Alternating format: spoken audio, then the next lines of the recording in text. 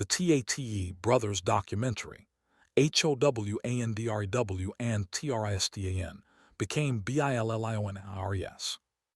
Across the human species, the primal drive for resource accumulation manifests in complex, often brutal ways. In the modern financial ecosystem, wealth is energy, and those who master its flow become apex predators. This is the story of two specimens, Andrew and Tristan Tate, raised in the margins, who learned to exploit the deepest fault lines of the digital world. Their trajectory from anonymity to global infamy reveals a masterclass in monetizing attention, loyalty, and controversy. To understand the scale of their empire, one must return to the initial habitat, the suburban sprawl of Luton, England. ACTI, the origin of the species. The beginning was characterized by scarcity. The Tate brothers' childhood was spent navigating the challenges of limited resources, a fundamental scarcity that forged a powerful, almost reflexive drive for acquisition. The first phase of their development was purely kinetic, found in the discipline of kickboxing. This was a world of high physical energy output, years of training, pain, and competition, but often depressingly low caloric return. They accumulated discipline, a crucial predatory trait, the ability to focus aggression and withstand sustained punishment, but the prize money represented a quickly consumed, finite energy source. Andrew the Elder achieved significant territorial markings, 4 world championships.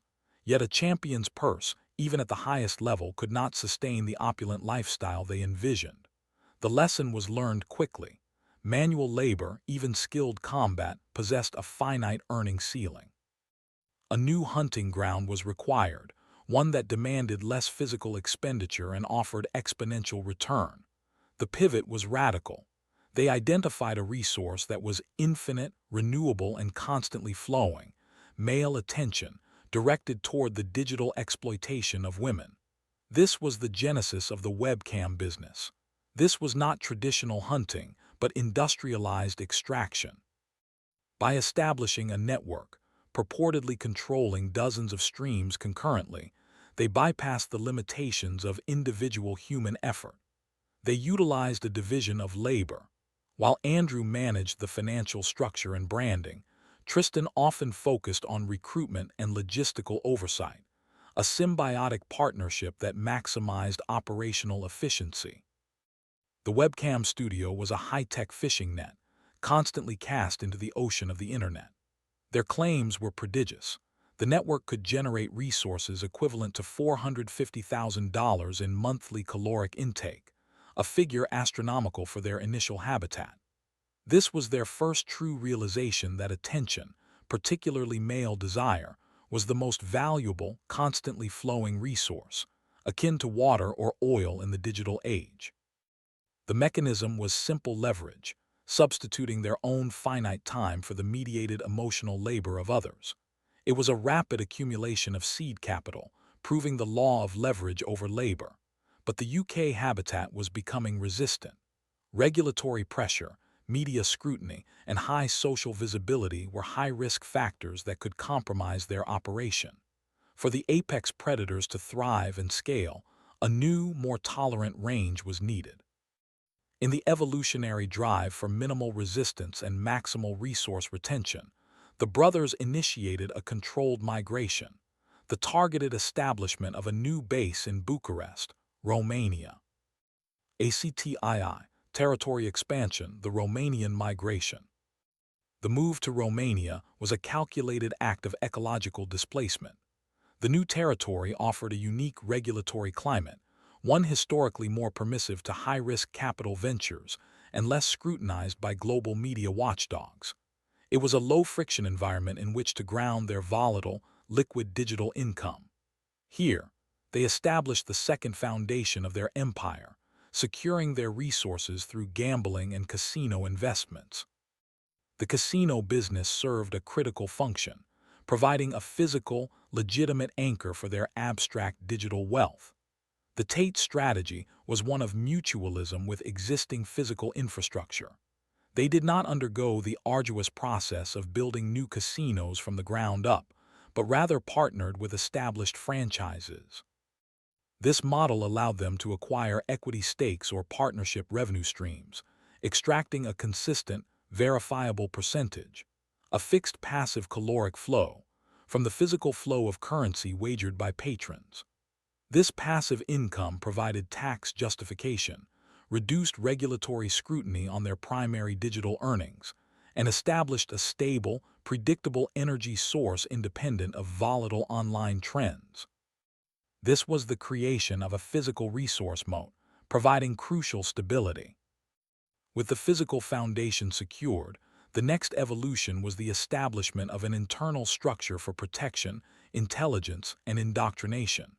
This manifested as the War Room. It was not a publicly advertised business, but an ultra-exclusive, private network, established around a core ideological framework. It was less a typical business organization and more a cooperative hunting pack.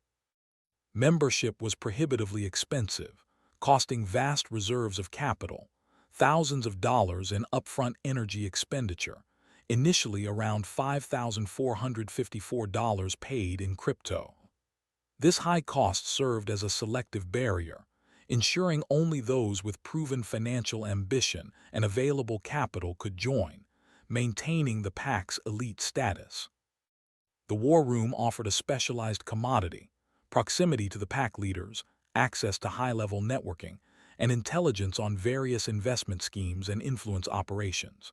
It functioned as a self-sustaining political and financial echo chamber, a high-trust mutual defense pact.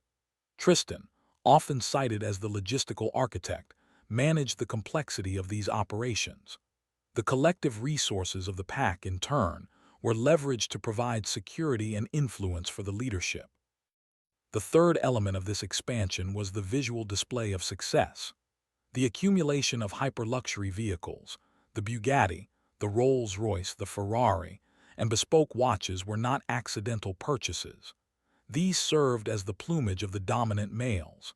They were communicative signals, essential for attracting new, ambitious recruits and establishing unchallengeable status within the pack's hierarchy.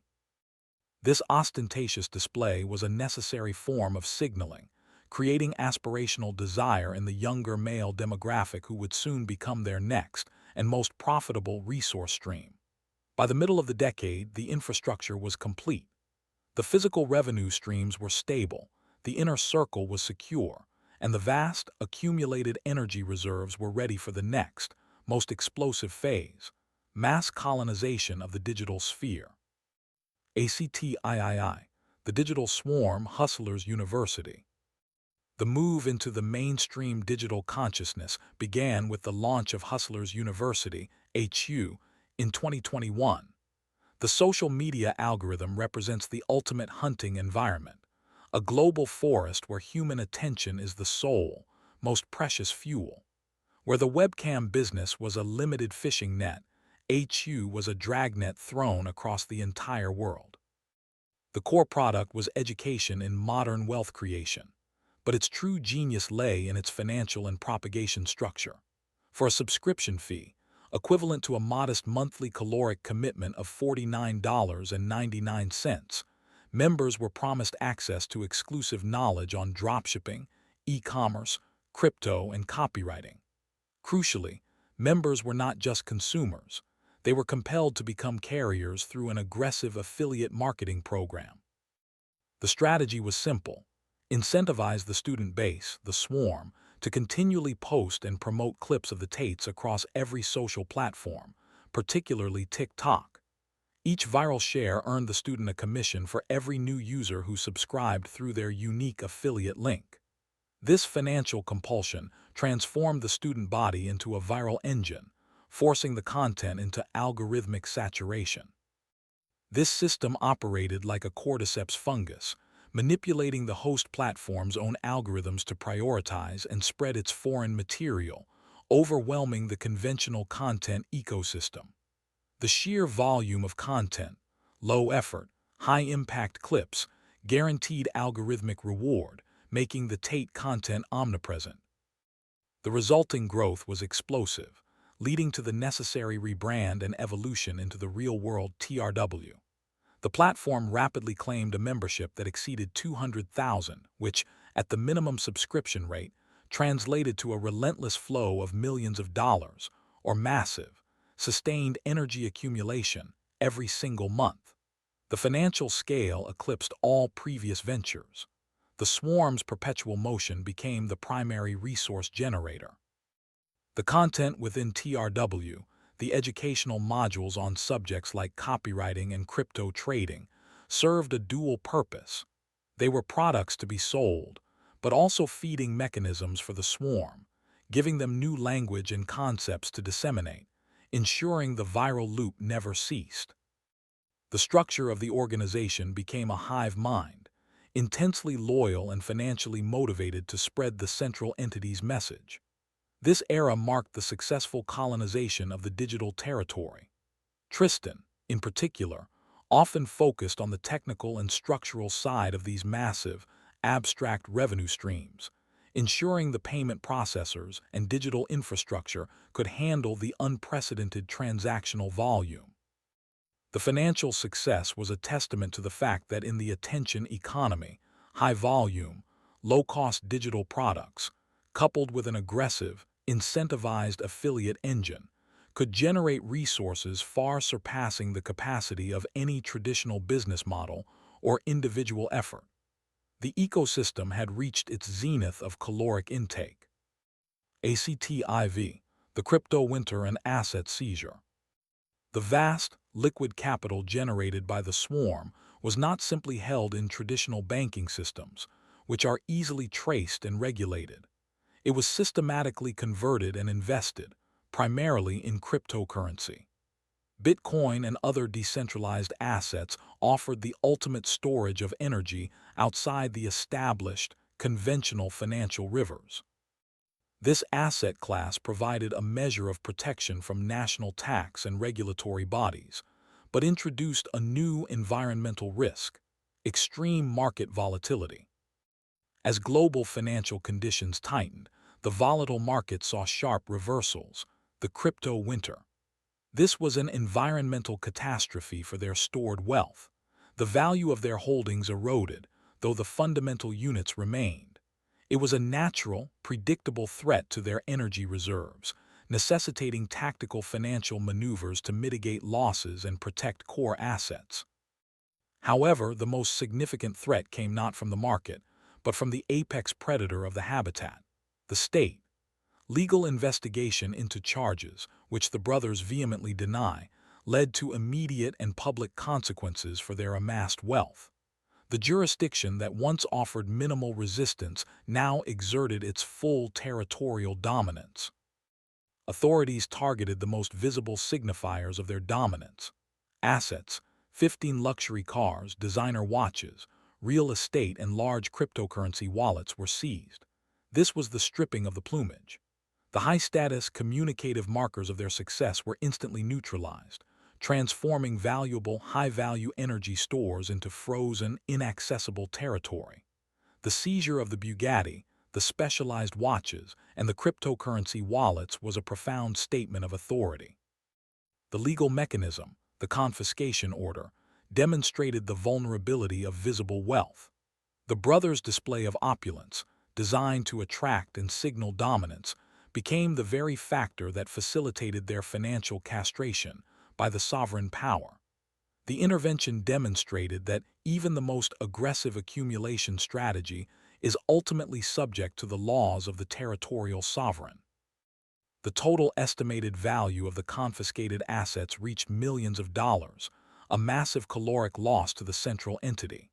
For a time, the ecosystem was disrupted. The pack leaders were contained. Yet the core digital engine, the swarm, proved remarkably resilient. Despite the removal of the figureheads, the revenue stream, driven by the sheer scale of the affiliate infrastructure and the monthly subscription cycle, continued to flow, albeit under severe duress. The system was designed to function, even with the apex predators temporarily immobilized. ACTV, evolution or extinction. In the face of existential threat, the creature evolved its narrative and its product.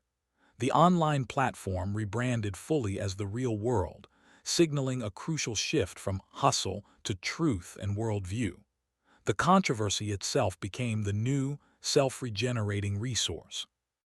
By positioning themselves as targets of a larger systemic conspiracy, the so-called Matrix, the narrative of persecution solidified the loyalty of the hive mind. Every headline, every legal setback, was framed as evidence of their core thesis, effectively transforming external attacks into free, high-yield marketing. The narrative became a powerful defense mechanism. The product is no longer simply financial freedom, but the defense of a worldview. The membership fee, the daily energy cost, now purchases not only knowledge but identity and shelter from the conventional habitat. The financial anatomy of the Tate ecosystem is now characterized by relentless self-referential growth, fueled by the controversy it generates. From the physical extraction of attention in a dimly lit room, through the stabilization of gambling proceeds, to the viral, algorithmic replication of wealth, the ecosystem has proved profoundly adaptable. The continuous accumulation of resources demonstrates a remarkable resilience, a refusal to concede the territory they claimed. The enduring success of this financial architecture forces a critical, ecological question. What does the Tate ecosystem truly represent? Was this aggressive organism an invasive species, fundamentally destructive to the social and digital environments it exploited, leaving behind a trail of controversy and legal challenges? Or was it merely an evolutionary anomaly, a mirror reflecting the market's true, predatory nature back onto itself, demonstrating the absolute effectiveness of leveraging human desire for exponential gain? The accumulation of immense energy reserves, the establishment of a loyal digital swarm, and the ability to convert external threats into internal strength are the hallmarks of a creature perfectly adapted to the digital age. The game continues. The specimens endure, and the financial ecosystem awaits the next predator.